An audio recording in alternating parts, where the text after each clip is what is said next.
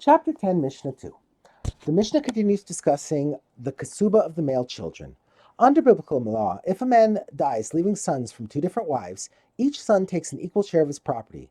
But after the sages instituted the Kesubah of the male children, if one's wife's Kesubah is larger than the other's, and they both die before their husband, each wife's sons take the value of her Kesubah before dividing the rest of the property equally.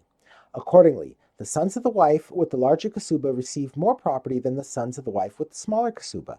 The Mishnah limits the applicability of this law. We now turn to the words of the Mishnah.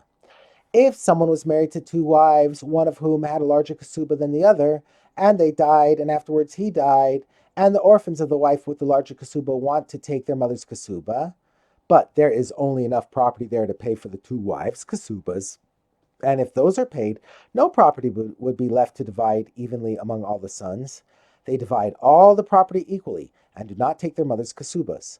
This is because the Kesubah of the male children is not collected if none of the inherited property will be divided in the usual way as a result.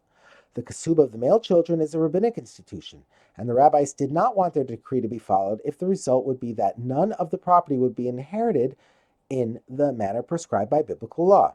However, if there was enough property there that at least a dinar would be left over after the Kesubahs are paid, these sons take their mother's Kesubah, and those sons take their mother's Kesubah, and then they divide the remaining dinar evenly.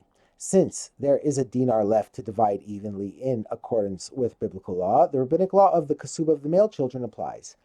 Given that the sons with the larger Kesubah can take it only if there is a dinar left over, they might offer to take less for their Kesubah in order that a dinar will remain. The Mishnah teaches how this offer is treated. If there was not enough property to pay both Kesubos and still be left with a dinar, the orphans of the wife with the larger Kesubah said, "We are willing to consider our father's property that we receive as worth a dinar more than its actual value. In order that there will be a dinar left over and they can take their mother's Kesubah, we do not listen to them. Rather, we evaluate the property in court to determine the actual value at the time of their father's death. And if, according to the court's assessment, there will not be a dinar left after both Kesubahs are paid, all the heirs divide the entire property equally."